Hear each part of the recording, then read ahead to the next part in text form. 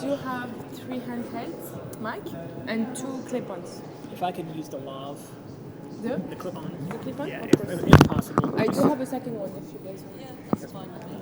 You want a clip-on or handheld? Okay, you handheld. The 4th speaker is...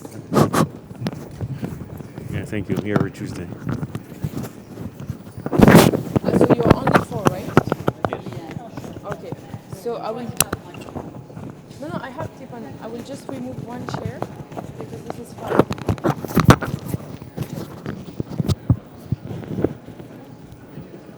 Whichever side, I don't know. You guys need to be seated in that way. Which kind of wanted to Yeah, you can. also have It's an old. Okay, so I'll remove this one, if you don't mind, and then we'll just utilize... Ooh, right down. Can we maybe make them a little bit Yeah, sure. as an arc? I'll need another clip-on. Keep this one, and I need another clip-on for the lady. Another clip-on.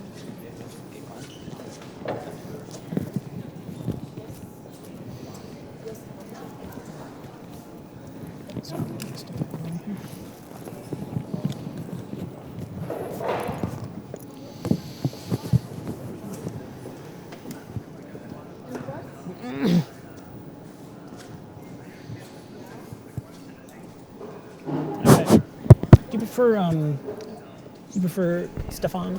Stefan, okay, yeah. Okay, I've seen you quite a few times before. Can you Yeah, put CNBC and a few other places. Yeah. this clips onto my trousers?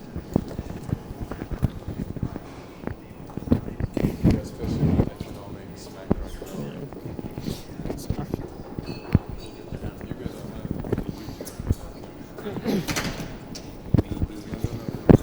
change the position?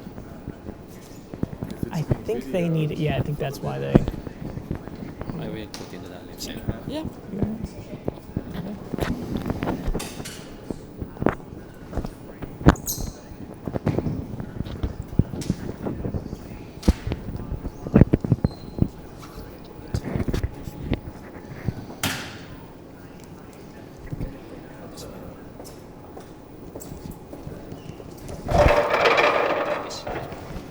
Is that okay?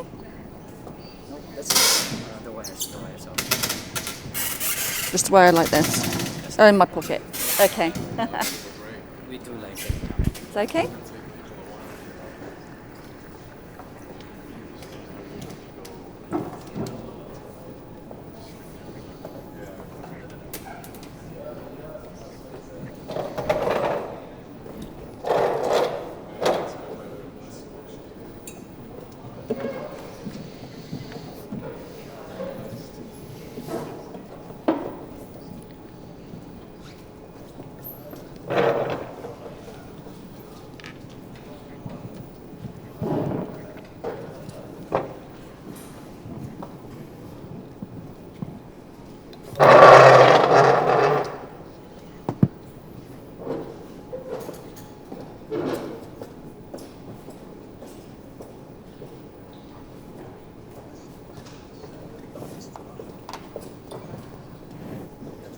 So I've got one.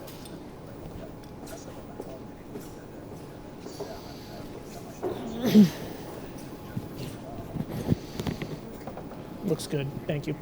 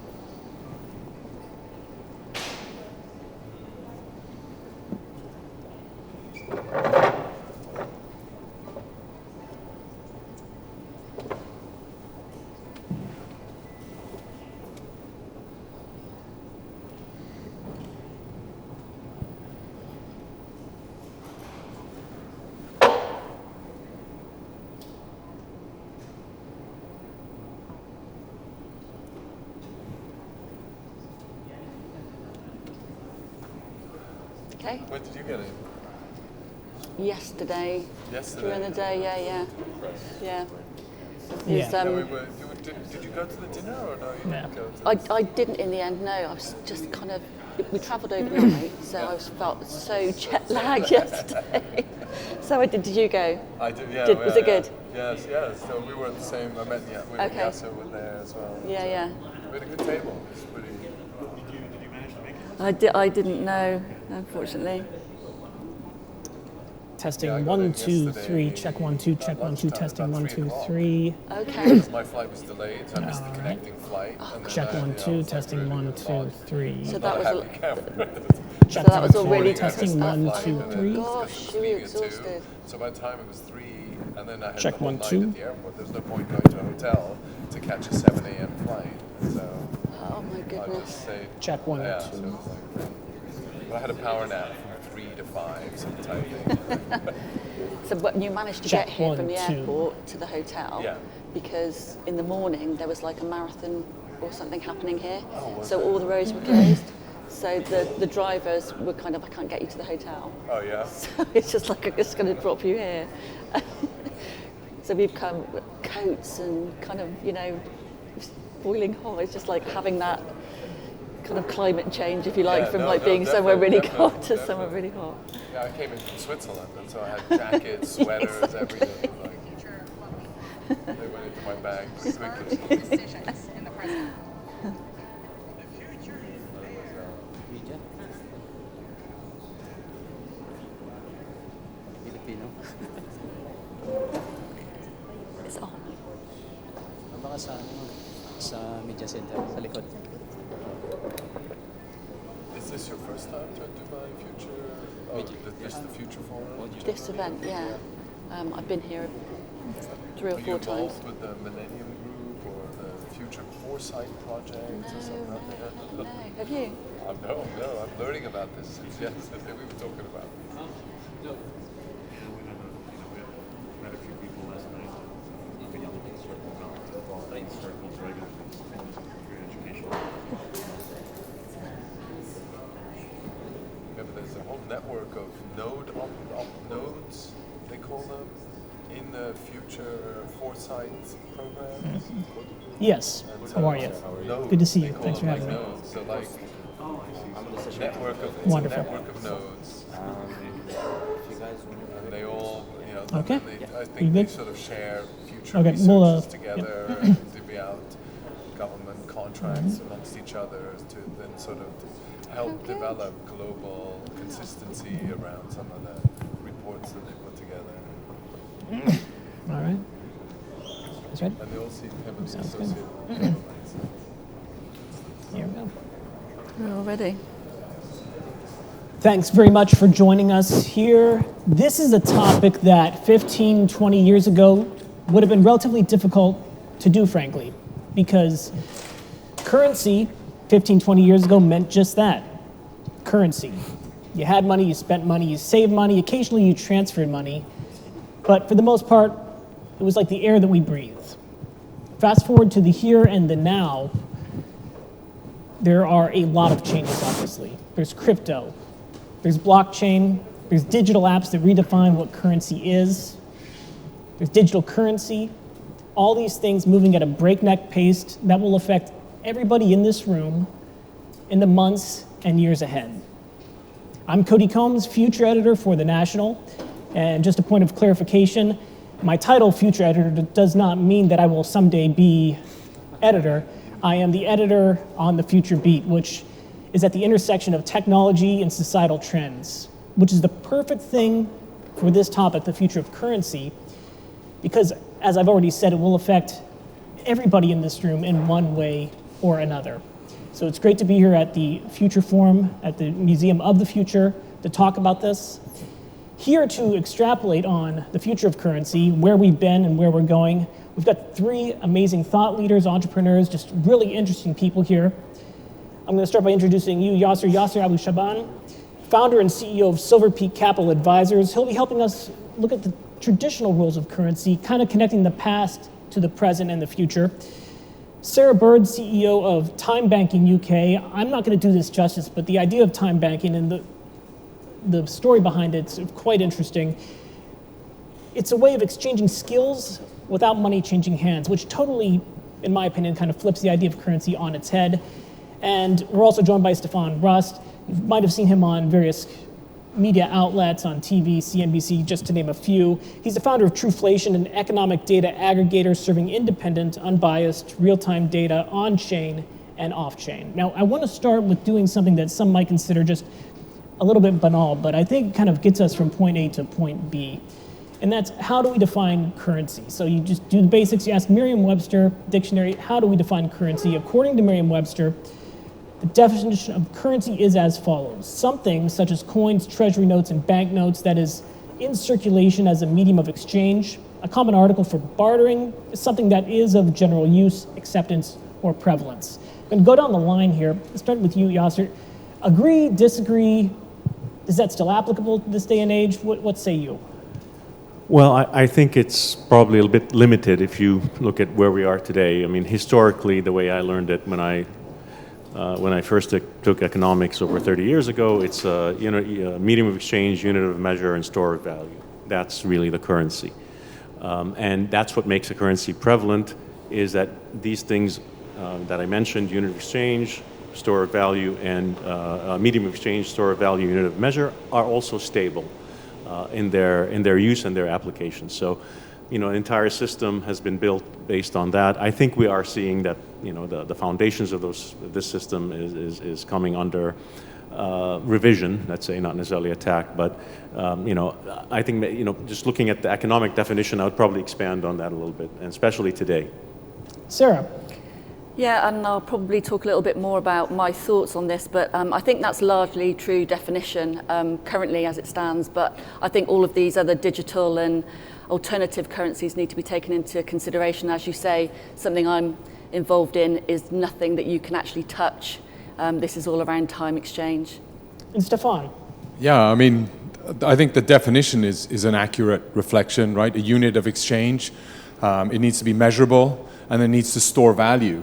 And I think why I got into this space is the store value element, right? We saw a lot of debasing of fiat currencies due to money printer go burr. And so as a result, there's been debasing in the sort of fiat traditional world, and that's led to the rise of cryptocurrencies, specifically Bitcoin, that has a very limited supply, which actually provides you the store of value. However, the medium of exchange has to be better than it is today with the dollars, and we don't yet have that type of liquidity in the market for any sort of new currency. A lot of what we're doing is experimenting and trying to grow that. And then ultimately, transaction speeds, right? How do we get fast execution of transactions? And I think those are elements that hopefully we'll be talking a bit more about here today. Absolutely. And where do currencies generally get their value? I know you and I have spoken a little bit. You can speak more to the traditional sense of this. Where do they traditionally get their value?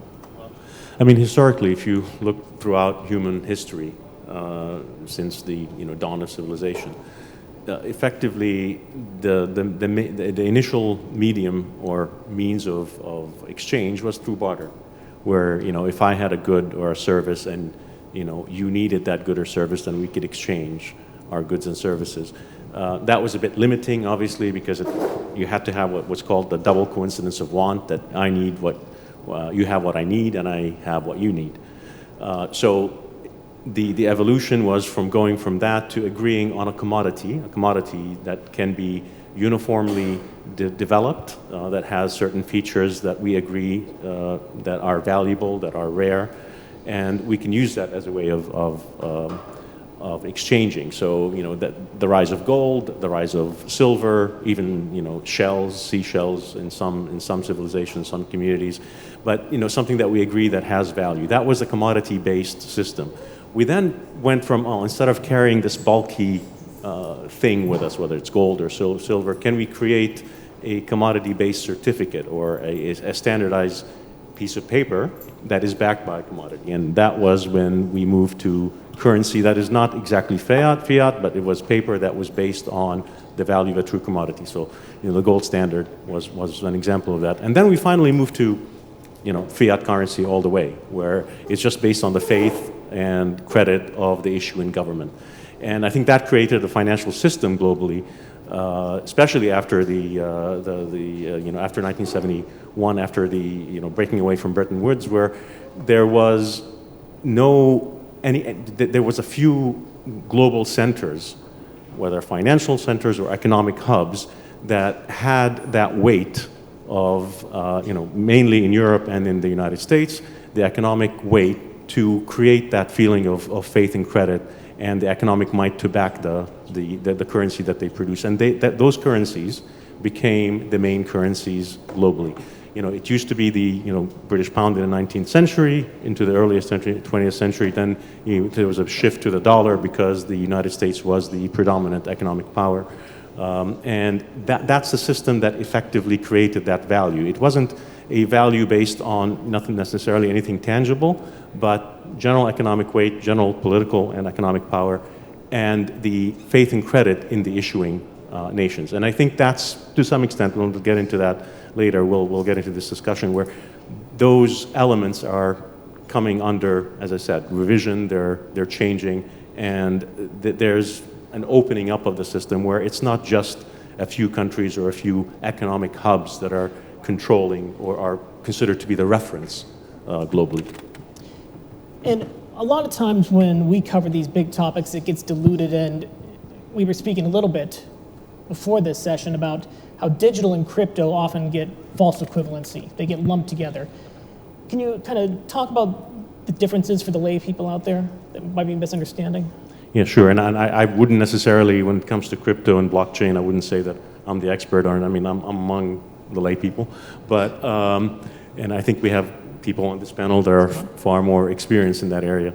But, to me, we've had digital currencies for a long time. I mean, every time you tap a credit card or you tap your phone, or even before we even had the NFC type of technology, swiping a magnetic strip on a credit card, that was a form of digital currency. Transferring money via wire transfers, that's a form of digital currency. I mean, I remember, I'm old enough to remember, just barely old enough to remember, when you had to use this kind of physical mechanism to swipe a credit card, and you get a triple, you get a carbon copy in triplicate, and you take one and they send one to your bank and the merchant keeps one, and that's kind of an analog currency, I mean, so in a way. But now we move to fully digitizing those transactions. So digital currencies have existed for a long time.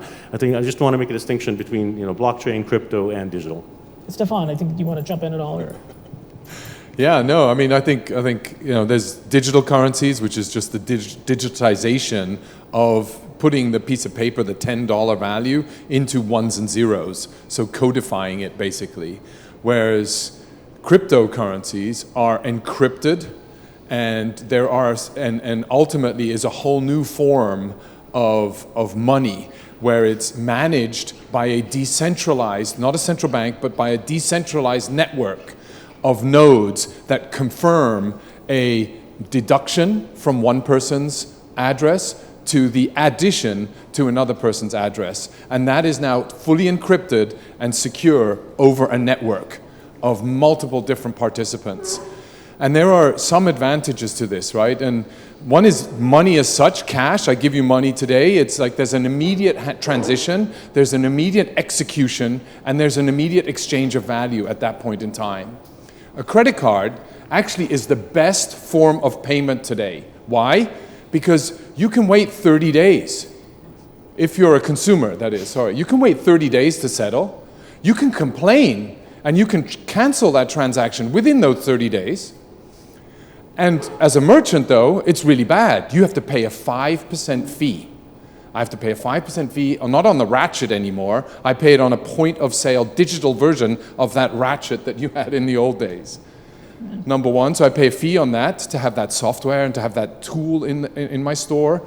And then I have to wait 30 days. And then, of course, the credit card, the bank, the credit card company, they all want a piece of the pie. So I pay 5% roughly on average, maybe a bit more, maybe a bit less, for that transaction, which means the consumer has to pay that, of course, because I'm not going to take that out of my P&L. It's going to come from the consumer, so that drives, again, a bit of inflation. And at the same time, I have to wait 30 days.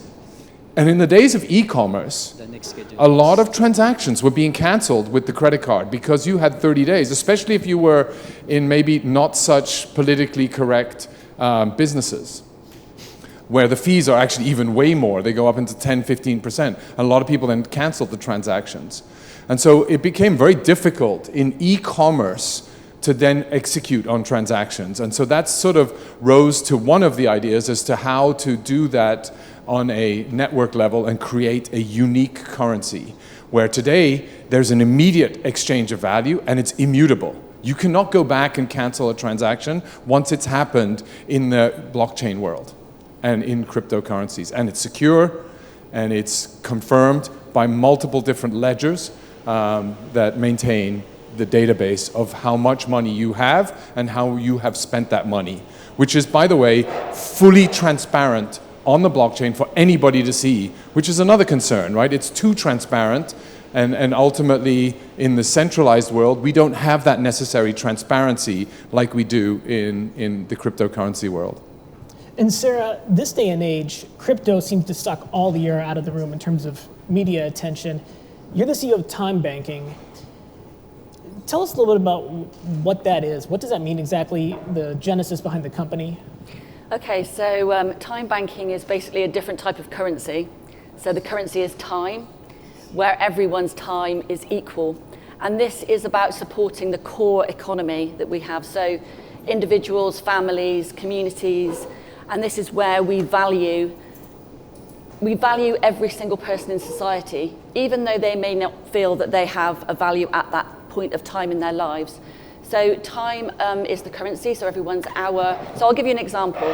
So if I was to visit somebody in my neighborhood that lives alone and spend 2 hours with them, I would earn myself 2 time banking hours or 2 time credits, in which I could then spend within that network. So it could be that I ask someone for help myself in my home or my garden, or it could be that someone speaks a different language, or that somebody can play a musical instrument, and they can teach me that for 2 hours, and that's how I would spend my 2 hours.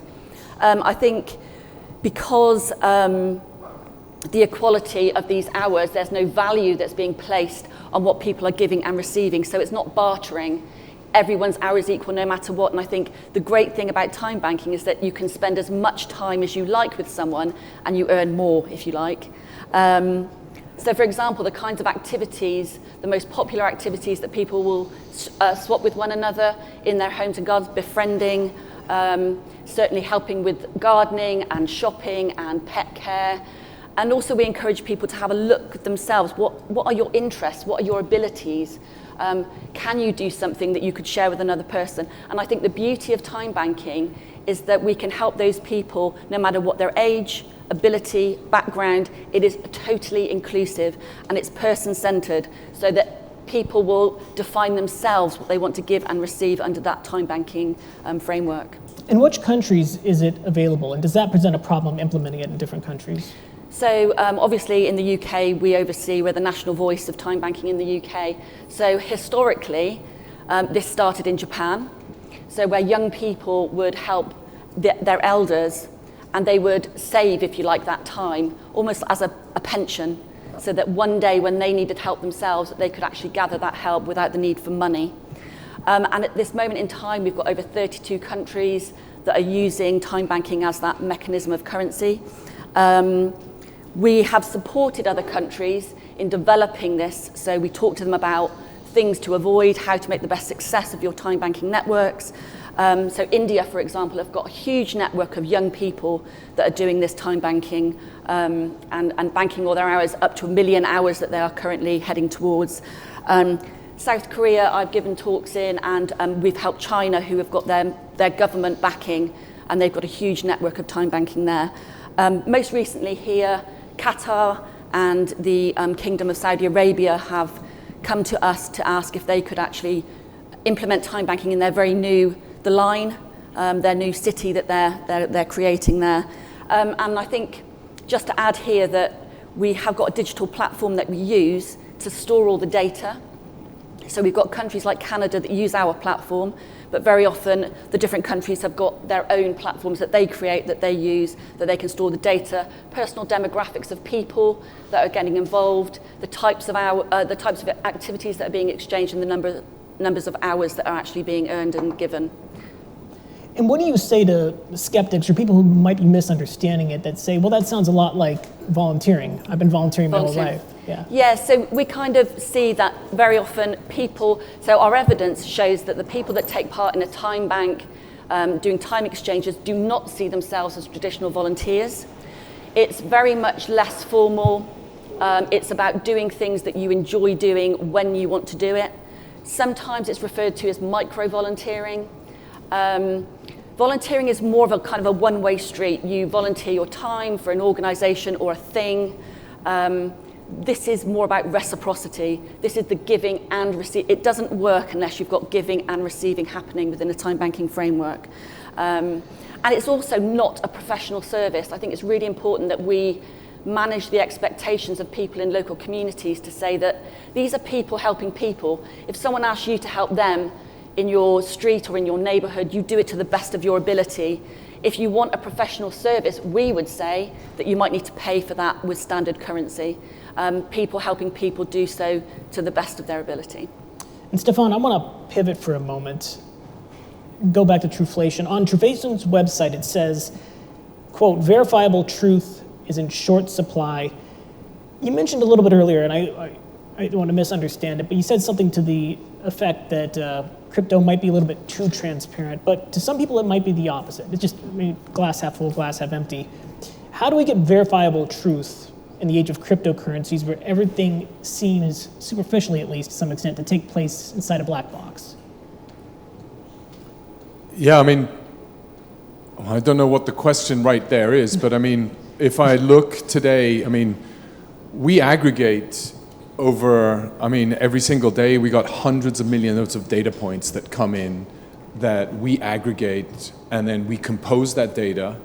We then actually calculate associated with that data, and we write the calculations onto the blockchain so it's immediately verifiable. You can trace back the source of data that we have aggregated. All of this is visible in what we call an explorer. An explorer is like your browser on a computer, on the internet, and every transaction on a blockchain, on a public blockchain, is transparent and visible. You can follow and trace every little transaction back to the source, to an address. You don't necessarily know whose address that is, but over time you can sort of guesstimate to pretty accurate, sort of very accurately, you can guesstimate whose address that is. And today I'd argue, particularly on the blockchain, on Bitcoin, on Ethereum, on Solana, all of those addresses are pretty much identified. So you'll then be able to trace that back. And if our project, if you want to go check out data, we have those contracts available so that anybody can go and track. This is Truflation's contract, and you can then see all the data that we've aggregated. And anybody wanting to work with that data can immediately interact with that data as well.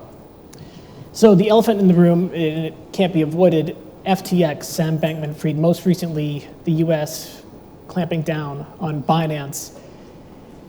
Doesn't that validate a lot of the concerns that so many people have? So bear in mind, those were centralized exchanges managed by legal, regulated, licensed entities. All the employees at those companies were equally licensed financial experts and executives. And so what that means to me is it just highlights centralization of power corrupts, and full stop. And so how do you put safeguards in place in centralization of power? And that's what we've been doing in our world all the time. I mean, we always have checks and balances. We always like to see checks and balances, and particularly in sort of more emerging markets, you have those checks and balances using more modern tools available. Whereas in more industrialized or established markets, they've grown up through legacy and have to reinvest to leverage these new systems. And there's always a resistance because of the incumbent legacy processes that have been put in place need to get changed, and everybody needs to be taken account for in that process of change, so that you have a good change. But there's lots of learnings. How do we leverage those learnings and drive change faster, right? And I think you're seeing that in market. I mean, look at the UAE, and look at Dubai here. It's like constantly evolving, leveraging very modern tools to try and automate and simplify the future for us. And how do we do that in the rest of the markets? And I think the big selling point is, you touched on it a little bit, that it's decentralized. Ideally, it's decentralized. But because it is so dependent on technology servers, is it still decentralized if it's so dependent on that sort of thing? So centralized entity, the advantage that like a Binance or a FTX had, or others they're like, were that they made it easier for the user. You didn't need to keep your own keys on every single blockchain. You didn't need to manage your own wallets. So you had no responsibility. You didn't need to make sure you learnt a new platform. They would take care of all of that for you, and then they would aggregate that in front of you and then put a nice interface with a centralized database, so that you could interact with all of those different blockchains, different technologies, without having to know the underlying solution. The decentralized world, the whole goal is, how do we make it as simple as that experience for users in a decentralized world? That's coming. And that's what everybody is building and has been working on. It may not come overnight, but it will come. And I think the biggest thing is, you look. Both companies were startups. They had no recognition, especially Binance when they launched, I think 2012 or 2013, maybe a bit later, I can't remember exactly, but nobody knew what Bitcoin was. Nobody talked about Bitcoin. It was a very limited circle of people that actually appreciated the value. And your question earlier was, what is the value? Why do people value this, right? It's purely one thing. Dollar is the same thing. Any other currency is trust. And you mentioned it, Yaser, right? I mean, it's trust. Do I trust the US dollar? We've learned over years and years and years, hundreds of years, maybe not quite hundreds, but 100 or maybe close to. We've learned to trust the US dollar. It used to be backed by gold, and then it became backed by a piece of paper, right? There's nothing backing it other than the US government saying, we'll back it. And so you trust the US government to back it. And there was a small community of people that trusted Bitcoin as a means of exchange. And they trusted the value that was presented to them. This Bitcoin is now worth $37,000 today, but at the time it was worth $5. It was worth 10 cents when it first started. The first people I met in Bitcoin, they bought it at 10, 12 cents when nobody respected it, and you were laughed at and poo-pooed out of a room. And so all of a sudden it's grown to something. And so any startup working in that environment is going to have to struggle and have to grow. It's painful, it's hard, and I think Binance did grow through that. FTX, I'd say, pushed the limit way beyond ever being able to come back, and I think that's a very different sign of the different types of businesses. And you touched on the dollar a little bit. I'm going to bring in Yaser, kind of reflect on the evolution here, and it's not the be-all, end-all anymore. What does that mean going forward for fiat currencies? Right, yeah, I mean, it's an interesting evolution, because regardless of what's happening in the blockchain or crypto world, the dollar as a core reference currency or reserve currency that role is not secure anymore. And maybe if we can go back to the earlier conversation on how do you define the value of a currency. And what I mentioned was that commodities were usually what defined that value. If you're a commodity-based currency, for a long time we lived based on that system, whether you're actually you're using the actual commodity as the currency, or you're backing your currency with that commodity. And I think as the world becomes more decentralized, and not just in the sense of decentralizing currencies, but the whole financial and economic system is becoming more democratic, or becoming less centralized with the traditional hubs of economic power, whether those in Europe or in North America. The disbursement of this power economic-wise, to more emerging markets, to globally, has created this realization that, to use an example, if I am Brazil and I'm selling iron ore and to India and I'm buying rice from them, or even some technological services, why do I need to price everything in dollars, convert my currency into dollar, send that over from Brazil to India, and then buy the rice, and vice versa. I have to convert rupees into dollars, send that to Brazil to buy the iron ore. Why can't I just, where's the true value? The true value of that transaction is in the commodity that's being exchanged. So in a way, we're kind of going back to the future in a certain way. We're basing the value of the transactions, the value of the commerce, on the underlying commodities, the underlying services and commodities that are being exchanged. And as a result, the dollar is becoming a bit more marginalized. Maybe I'll reference it as a currency, but I don't have to actually transact in dollars. I can transact in my own currencies, or I can barter. And as a result, that's creating this decentralized, more democratized world. And there is a bit of a convergence there between this kind of approach with having more crypto or blockchain or other means of exchange. So I think that trend was already happening. I mean, we saw that with BRICS thinking of creating their own currency.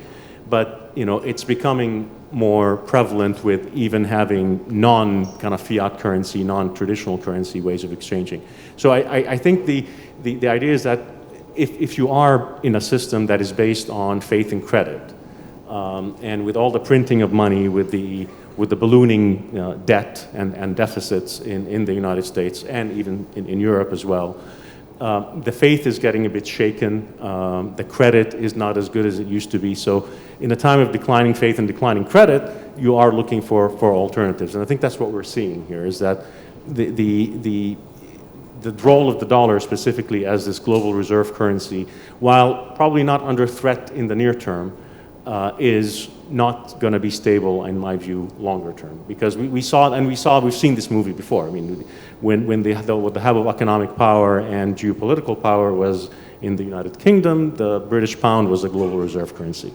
When that power eroded, I mean, European countries and the pound still has an important role, but it no longer became the reserve currency, and we moved to the US dollar. And now we're going through a cycle where it's not that there's a new geopolitical and economic power that's rising up to replace the United States. It's actually a lot more dispersed than that across a number of global players. And that's why I think it's shaking up the system at its core, where there isn't a single kind of reference or reserve currency, that it is becoming more decentralized, if you will. But I would argue that that's the brilliant opening for cryptocurrencies. I'm biased, but I would argue that that's the brilliant opening, because it's not only the US dollar. I mean, the UK, the British pound, I mean, the UK government equally is suffering debt. You've got Europe is equally suffering on the same issue. Every single Western nation is suffering of that same problem. And then ultimately, China is equally suffering that. Japan, equally. So every single nation has over-leveraged, thanks to these central banks, their positions, and are unable to manage a balance sheet appropriately. We all, individually, as a household manager, have to manage our own income and our own spendings. And none of these governments have seemed to be able to hold to that, and we have not held them accountable to that. Experiments like using time as value, creating a currency with time, creating a currency out of digital assets, using commodities again as the foundation for currencies. You could actually even tokenize a lot of these commodities. And then ultimately that token is tied to oil. That token is tied to nickel, palladium, whatever we need in the future. And so that's really exciting. And that's why I think, where is the future going to go with all of these different experiments? And Sarah, on the issue of technology, there might be some skeptics out there that say, well, I'm going to accumulate all these hours time banking. How do I know the company's still going to be around X amount of years from now? What if I go there, the server's gone, the data's gone, this is all for naught? Yeah, I think the sustainability and the kind of the buy-in for the idea of exchanging time rather than currency has to be proven to be a success so that people can actually feel it's credible. But just going back to a point that's been made about, the UK government lack of money, I think this is one of the reasons why we have the support from our central government, the support from our National Health Service, because money is lacking, because the population is ever growing, because the aging population is happening. They are looking towards time, they're looking towards us as an alternative solution to the problem. So this is encouraging the voices of people in communities to come together, to take control of their own lives, to realise their own value, to help one another, push the currency to one side for a moment, all of these issues that are happening. So as the national organisation, what we do is we provide all the resources that communities and organisations might need that want to explore this currency of time. We want to explain to them that there needs to be governance. There needs to be somebody accountable if something was to go wrong. What would happen in a community if somebody were to exchange time and something was to go wrong? So we have all those resources. We've been in existence since 2002. TimeBanking in the UK has been here since 1998, when our predecessor learnt about the great things happening in America. They call that time dollars. He brought TimeBanking over to our country, and since then the learning has been incredible. So it started out just to be faith and trust in other human beings in your community. Now we have to have some structures in place. There needs to be things like insurance. So we have brokered good relationships with insurance companies in the UK that will actually insure a TimeBanking network. So you're talking about people helping other people, doing pretty much anything, as long as it's not a professional service. And if something goes wrong, I have to tell you that actually pretty much nothing goes wrong. That the biggest problems within TimeBanking are personality clashes that somebody has to kind of deal with. But and why doesn't anything go wrong? Because people are living in the same block of flats. They're living in the same neighbourhood. They're living on the same estate. And TimeBanking happens best when it works in a hyper-local situation where people can walk to each other's homes and gardens. And we found that the people that get involved are those that might be short of hard cash. They might be those that are unemployed, which is why we've been talking to central government who now go, okay, we've got loads of people unemployed, we've got loads of people that are on benefits. What if they were to do time banking and increase their self-esteem and self-confidence because they realise their value? Then maybe that's going to be the first step towards paid work. Let's support time banking in this country and make some of these changes happen. But I think sustainability-wise, so the first time banks in 1998 are still going strong now. The first one was started by a doctor in the UK who realised that I need to have a time bank within my doctor's surgery because people are coming in and they're taking up all my time. Why are they taking up all my time? They don't need pills. They don't need medication. They need other people. They need connections. They need friendships. They need relationships. Let's do this, what we now call social prescribing. Let's do time banking. Let's have people coming in and I can refer them to someone else that can help them. It doesn't need to be a professional. It doesn't need to be the NHS service. It just needs to be other people. Let's show people what value they have got rather than what they haven't. And I think since the pandemic, we've had some national charities come to us to say, lots of people had come to us, to older people, we need help, we need help, we need help. Can we do time banking? Well, why? Because we want older people to see their value, not what they haven't got, but what they have got, that they can help other people. They can become more confident. They can make decisions for themselves. They don't have to be dependent on all of this help coming in. And I think for long-term sustainability, there still needs to be, dare I say it, somebody governing each local time banking network. And very often our survey has shown in the UK, 90% of local time banks do have someone in a paid capacity that are helping those activities happen safely. So there's safeguarding always in place. There is minimising risk to make sure nothing goes wrong. And I think so getting those funds to have that, those core 2 or 3 people even, that can be managing thousands of local exchanges need to be funded. So, which is why we're looking for national sponsorship, etc., so that enable that to happen. And speaking of time, the perfect segue, we are almost out of time, but I'm going to ask something I ask all my panels just real fast, kind of bring it full circle. I'll start with you, Stefan. What is the future of currency? Is there something that we're not asking, we in the media, that people need to know? Yeah, I mean, that's a huge question. The future of currency, I've pretty much said it in my previous statement. I really think that we're going to see a significant change in how we value commodities. Commodities on this planet, at least on this planet, are finite, or is finite.